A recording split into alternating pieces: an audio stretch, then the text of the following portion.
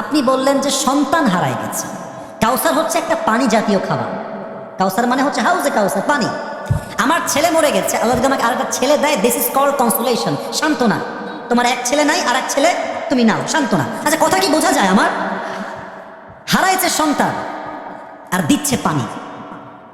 সন্তান আর পানির মাঝে কি কোনো মিল আছে যুবক ভাইয়া? আপনার বলেন, মিল আছে কোনো? তোর প্রশ্ন হতে পারে যে সন্তান হারিয়েছে, পানি কেন আল্লাহ দিয়েছে? আর নবীজি হাসছে কেন?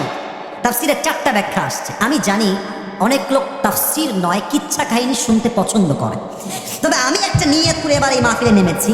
আমি তাফসির করব, কার পছন্দ হলো কার হলো না দেখার সময় আমাদের কাছে টোটালি একদমই নয়। এখনকার সময় ওই আগের যুগের কিচ্ছা কাহিনী বলে যুবকদের মাথা আর উল্টা পাল্টা করে খাওয়ার যা দিন শেষ যুবক ভাইরা, ঠিক কিনা বলো?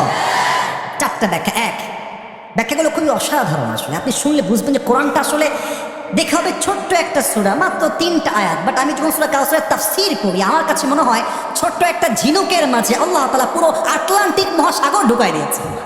তো জোরে সোরে কর না সুবহানাল্লাহ প্রিয় ভাইরা।